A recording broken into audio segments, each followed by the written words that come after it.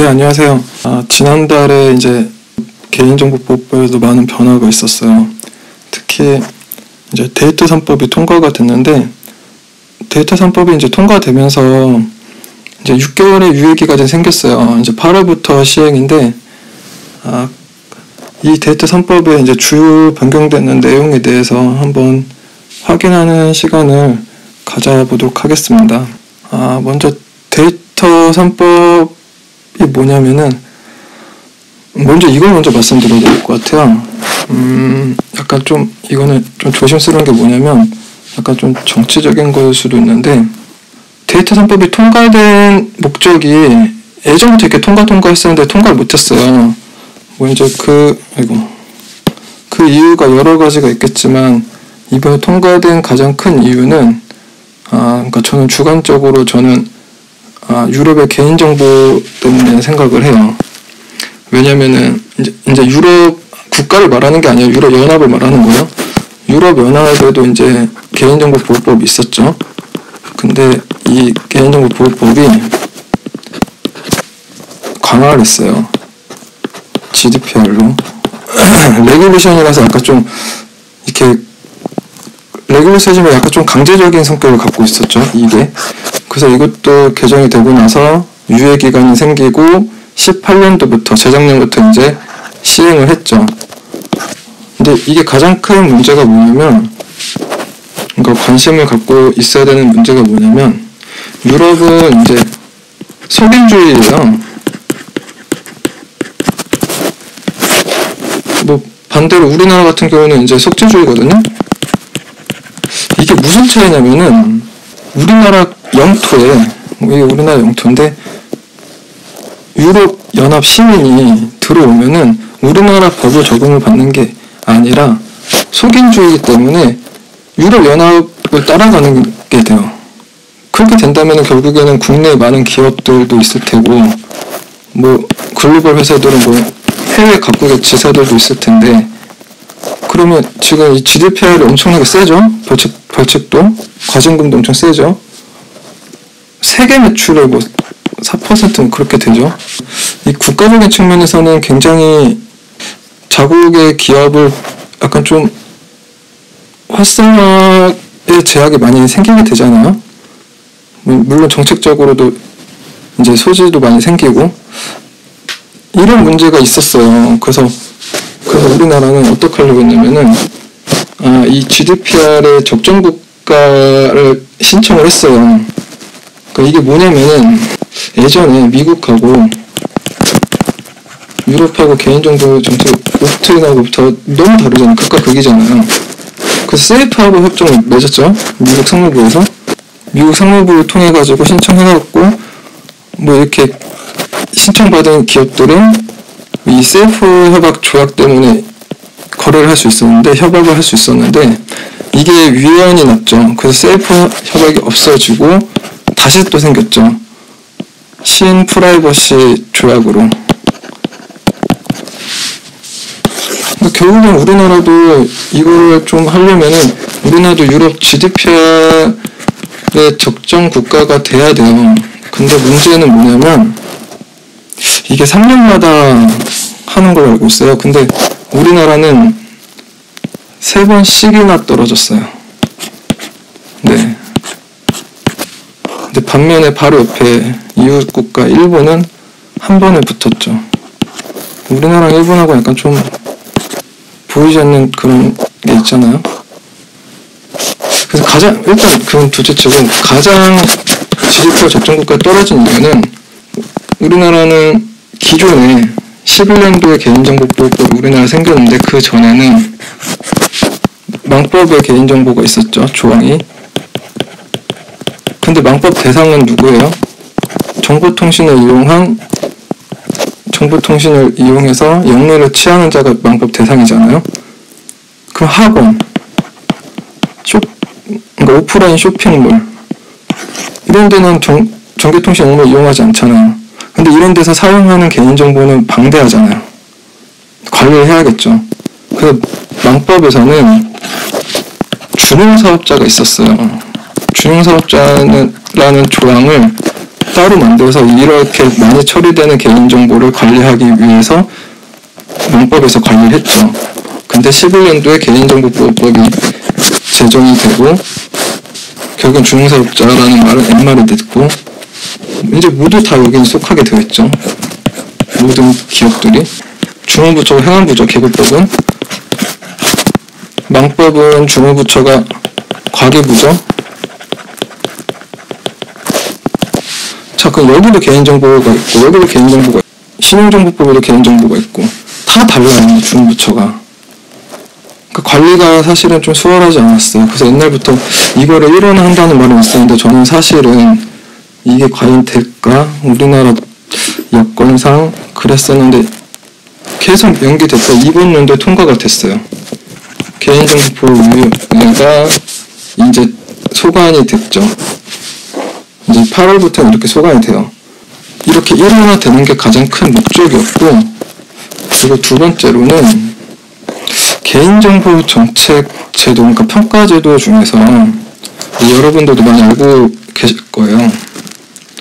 이제 사전평가라고 해가지고 영향평가가 있죠. 근데 사실은 영향평가 말고 PBD라는 제도도 있어요. 이건 뭐냐면 프라이버시 바이 디자인 해가지고 PR가 사전평가라면은 PDCA 사이클 그려볼까요? 어떤 관리를 하기 위해서는 이제 PDCA 사이클이 반복이 돼야 되잖아요. 여기는 모니터링 이렇게 되잖아요. 그러면은 사전 구축 단계에서 이제 하는 게 영향평가예요. 그리고 전반적으로 하는 거는 PBD. 그러니까 PBD는 생애주기예요. 생애주기. 모든 이제 수집부터 파기까지 어떤 생애주기를 다 관리하는 게 PBD예요. 근데 우리나라는 이때 피아는 도입이 되었어요.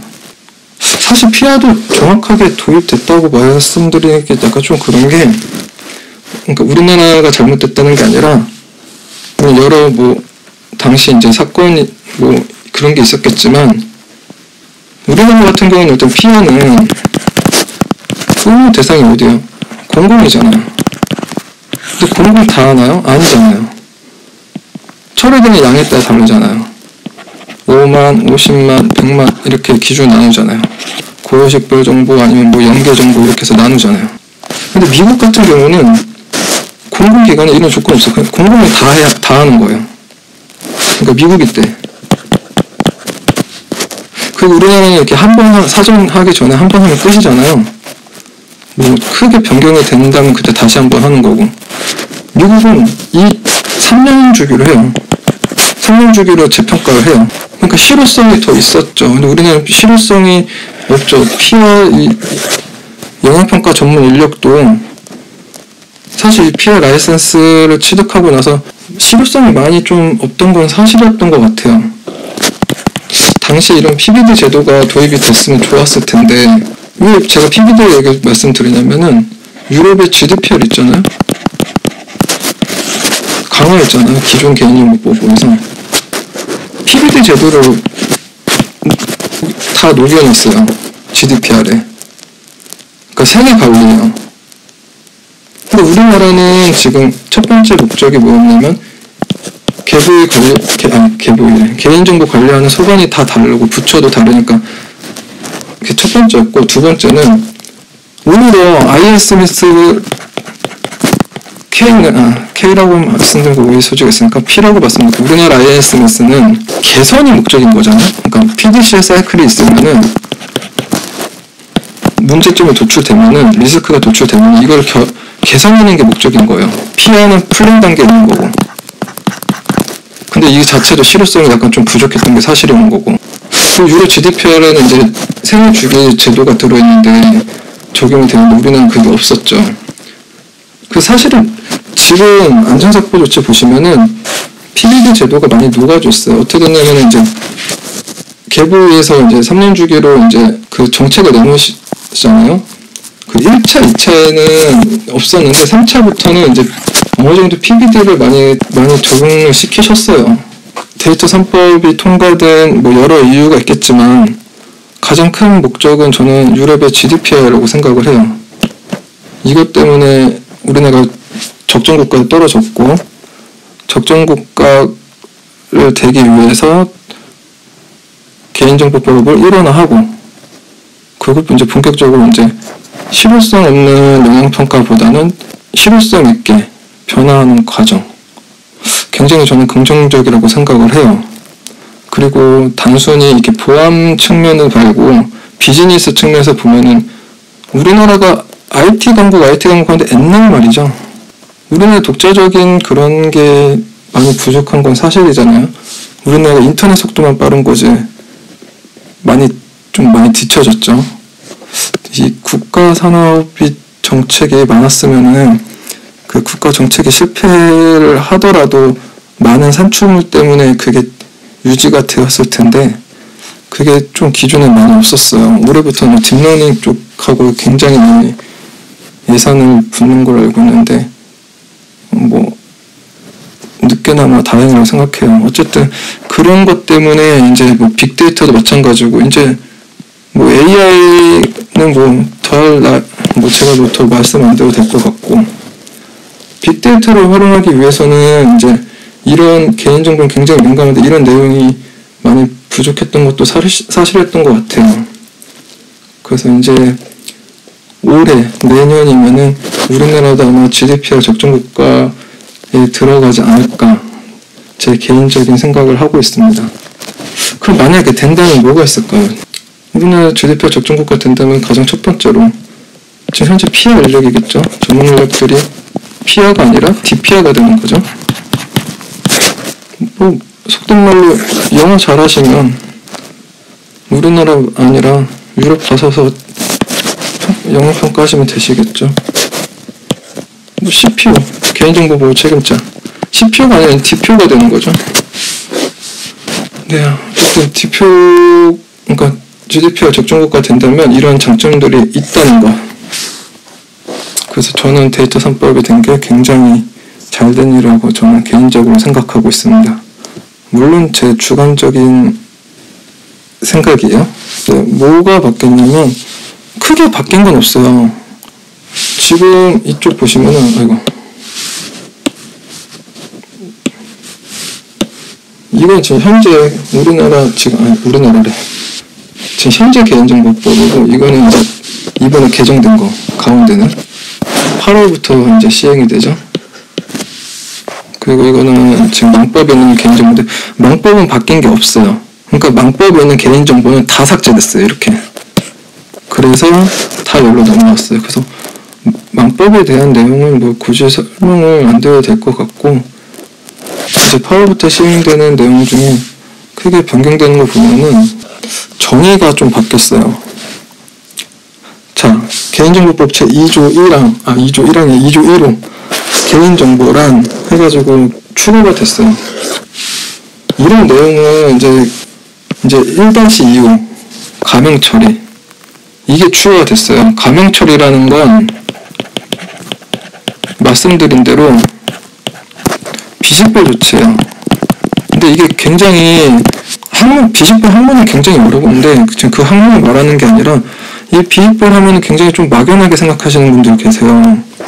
익숙하지 않으셔서 그런 거라고 생각을 해요. 굉장히 그냥 상식적으로 생각하면 당연한 거예요. 비식별이란 그러니까 이렇게 생각할게요. 예를 들어서 홍길동이 있어요. 홍길동이 가운데 마스킹 처리를 할게요. X동이 되겠죠. 자, 그러면은 이 마스킹 조치할 때 우리는 가운데로 마스킹 했는데 조치하는 그 키값이 있을 거 아니에요. 그 키가. 자, 이거를 다시 사용을 하면은 X동은 다시 홍길동으로 복구화가 되죠. 그렇죠? 그럼 이 자체는 뭐예요? 가명정보죠. 그럼 가명정보 X동은 개인정보의 개인정보가 아니에요? 개인정보죠. 이 키를 관리를 물론 키 관리에 대해서 따로 행정부 안전사고 조치 보시면 이제 또 안전하게 보관이라고 되어 있어요. 그래서 어떤 식으로 안전하게 보관할지에 따라 달라지겠지만 결국엔 키만 보유가 된다면 언제든지 복구화가 돼요. 그 말은 식별이 된다는 거예요. 식별 가능성이 있으니까. 그래서 개인정보를 본다는 거죠, 가정정보는. 근데 반대로 익명정보가 있어요. 똑같이 홍길동이 있어요. 마스킹 처리를 할게요. 익명정보는 어떤 패턴을 통해서 마스킹 처리를 하는 게 아니에요. 삭제 조치를 하는 거야, 그냥. 자, 이 홍길동의 가운데에 삭제 조치했어요. 그 홍X동이 됐어요. 어떤 수단을 돌아와도 키가 없죠. 어떤 수단을 돌아와서 다시 홍길동이 돼요? 안 되죠. 여기서 모든 수단. 그래서 제가 아까 삭제라고 말씀드린 거고요.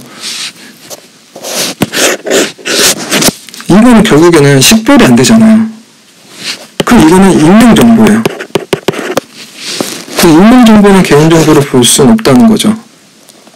제가 이 말씀 왜 드렸냐면 이게 되게 상식선으로는 당연한 말인데 이거를 약간 좀 구별이 힘드신 분이 계시나봐요.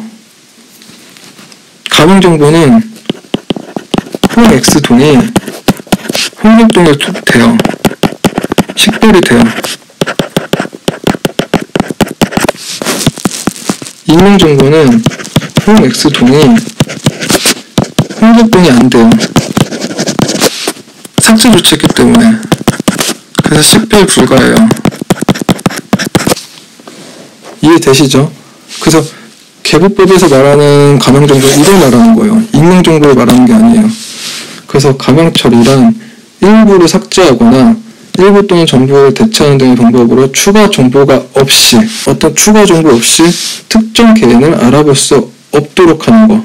어떤 키값이 없으면은 절대 식별을 못하는 거. 이걸 말하는 거예요. 그래서 이게 추가가 됐고, 또 보시면 새로운 단어가 생겼죠. 과학적 연구.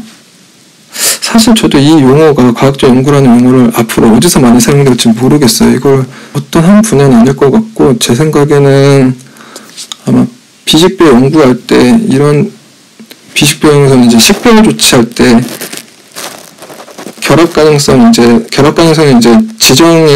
지정된 기관에서는 뭐예요? 공공에서?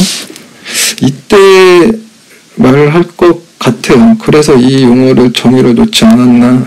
개인정보법 정의에서는 이 가명정보가 새로 생겼어요. 이 말은 뭐냐면 결국에는 이제 우리가 이제 뒷부분에 수집이 있는데 개인정보 수집할 때는 동의를 받아야 되잖아요. 동의 없이 사용하는 방법도 있는데 그 중에 하나가 그러니까 비식별 조치를 하면은 동의 없이 사용할 수 있다는 거예요. 처음에 데이터 3법이 통과할 때 논란 소지가 많았던 게 처리자들이 이제 비식별 조치에서 개인정보를 동의 없이 사용할 수 있다 해서 문제를 대는데 과연 그럴까요? 비식별 조치가 엄격하게 관리가 될 것 같은데 그래서 그런 것 때문에 과학적 연구라는 용어도 도입이 된 것 같아요. 자, 제3조 개인정보보호 원칙. 보호 원칙에도 기존에 학습하셨던 분들은 크게 변경된 건 없으세요. 개인정보위원회. 위원회라는 거는 부처급이에요. 회는. 그래서 뭐 여의도에 뭐 금융 무슨 회 있고 무슨 원 있잖아요. 회는 부처급이에요. 그 독자적으로 쓰는데 아무튼 이번에 1원화가 되면서 잘 됐죠. 이번에 이제 피압 영양평가 전문 인력 시험 보시는 분들은 뭐 역할이 달랐어요. 반드시 암기 사항이었죠. 역할이 있었죠. 뭐 정책을 하고 화면 개본을 뭐 심의를 하고 뭐 지원하고 뭐 쭉 있었죠. 근데 이게 다 넘어왔어요. 그래서 그게 없어요. 이제는 다 개보의 소관이에요. 이제는 그 내용이고, 기존에 개부위가 있으면, 기존에는 개부위가 15명이었죠? 네. 그리고 이제 뭐, 사무국이 있고, 그리고 뭐, 자문을 위한 전문위원이 있고, 전문위원회는 실명으로 되어 있고, 그리고 뭐, 분쟁조정위원회가 있죠. 아무래도 분쟁조정위원회 업무 특성상 사람이 가장 많이 필요하니까 20명이죠. 이렇게 되어 있었죠. 그리고 또 오해 소재가 제가 이렇게 도식화를 좀 학습하기 편해서 이런 식으로 그렸는데, 분쟁조정위원회가 사무국보다 이렇게 상하관계라고 생각을 하세요. 이거는 오해 소지가 있어요. 이거는 이거 빼고 옆에다 이렇게 할거 그랬나봐요. 근데 이번에는 언제 어떻게 됐냐면은 개부위가 있고, 개부위 조직이 9명이었나? 네. 저도 이거 지금 정도가 제대로 못했어요. 잠깐만, 9명, 그리고 똑같이 사무국이 있고, 분쟁조정위원회는 뭐 바뀌진 않은 것 같아요. 똑같이 20명이더라고요. 그리고 전문위원회가 없어졌고 소위원회라는 게 만들어진 것 같아요. 기존에 뭐 상임위원회 1명인데 상임위원 2명이에요. 2명을 포함해서 총 9명으로 구성. 소위원회 3명이에요. 3명. 이렇게 되어 있어요. 근데 기존에 15명이면 지금은 12명인데 더 준 거 아닌가요? 더 많아야 되지 않나? 어떤 세부적으로는 잘 모르겠습니다. 저도 지금 일단 눈에 보이는 것만 말씀을 드리는 거라서. 그래서 이렇게 제일 첫 번째로 변경된 게 뭐냐면, 변경된 가장 큰 이유는 뭐 여러 가지 있겠지만 주관적인 생각으로는 유럽의 GDP와 영향이 가장 컸다. 그래서 개인정보를 개인정보법을 일원화하는 게 가장 큰 이슈였고, 두 번째는 동의 없이 사용할 수 있다. 그러기 위해서는 비식별. 지금 비식별 조치에 대한 내용이 많이 부족하죠. 그래서 작년부터 이렇게 키사에서 비식별에 대한 사업을 많이 했던 것 같아요. 새로 뭐 가이드도 만들고 생기겠죠. 그걸로 많은 분들이 학습하는 데 도움이 되실 것 같아요. 제15조 1항을 보면은 이제 동의에 대한 내용이고, 2항은 이제 사총사의 내용이고, 3항이 추가가 됐어요. 3항은 개인정보 처리자는 당초 수집 목적과 합리적으로 관련된 범위 내에서 정보 주체에게 불이익이 발생하는지 여부, 암호화 등 안전성 확보에 필요한 조치를 했는지 따라 대통령이 정할 바에 정보 주체 동의 없이 개인정보를 이용할 수 있다. 그러니까 비식별 조치에서 안전하게 관리된다면 동의 없이 사용할 수 있다는 거예요. 이게 신설이 됐어요. 지금 3항이 추가됐고, 이게 추가되다 보니까 당연히 제공도 생기죠. 17조에서 추가가 됐죠. 17조 3자 제공이죠. 목적 내 제공할 때 비식별 조치했다면, 안전하다면 이것도 동의 없이 제공할 수 있다라고 되어 있어요. 근데 제공한 내역은 고지를 해야겠죠. 그리고 똑같이 18조로 추가되는데, 18조는 전에도 말씀드린 게 17조는 목적 내 제공이에요. 물론 제3자 제공은 맞는데 3자 목적이에요. 목적. 같은 수집한 목적 내. 18조는 목적 외예요. 그래서 여기서 18조에서 가장 큰 거는, 아무래도 공공기관은 개인정보를 처리하는 양이 많다 보니까 목적 외로 수집할 때는 개부의 심의를 받고 하게 되어 있었어요. 그래서 똑같아요. 망법에 있는 내용이 다 삭제되고 똑같이 넘어오고, 망법에 따라서 뭐 이렇게 개인정보 처리하는 망법 서비스 제공자. 용어도 좀 약간 조정되는 게, 개부법에서는 그러니까 회사를 말하는 거예요. 개인정보 처리자고, 망법에서는 제공자잖아요. 그래서 처리자를 써야 되는지 제공자를 써야 되는지, 이 용어는 아직 정리가 안 된 걸로 보여요. 조만간 정리가 될 것 같아요. 그래서 지금 저희는 개보법을 하니까 처리자라고 할게요. 이 처리자가 할 때 5호부터 9호까지 공공기관의 경우 똑같아요. 별 내용 없고요. 이렇게 바뀌었고 이렇게 됐으니까 비식별에 따른 내용이 추가로 된 걸로 알고 있는데 한참 내려야 되나? 28조의 2내용. 네, 여기서 가명정보 처리, 그리고 가명적으로 결합 내용, 그리고 안전조치 내용, 비식별한 안전조치 내용, 그런 내용이 있어요. 네, 이렇게 쭉 있죠. 28조에 이렇게 추가가 됐어요. 28조에 7가지가 추가됐네요. 이 외에는 뭐 추가된 내용이 없어요. 그래서 크게 정리하자면 GDPR이 PBD 제도를 도입을 했기 때문에 우리나라도 PBD, 왜냐면 적정국가를 받기 위해서는 우리나라도 PBD 제도를 따라야 되니까 이게 8월달에 시행이 되니까 8월 이후 하반기에 많은 조금씩 변화가 생길 거라고 예상이 되고요. 그래서 첫 번째 개인정보 1호나 다시 정리를 할게요. 그 다음 비식별, 세 번째 동의 없이, 바보. 네, 동의 없이 사용할 수 있는 부분.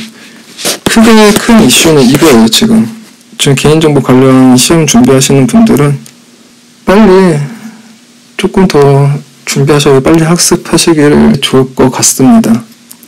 그리고 뭐 PBD 제도에 대해서 그 내용은 미국 피아랑 우리나라 피아 제도는 조금 그 차이랑 그리고 PBD 제도, 그러니까 프라이버시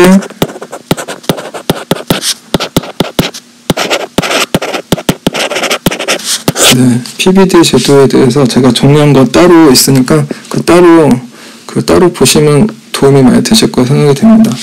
네, 그러면 다음 시간에 뵙겠습니다.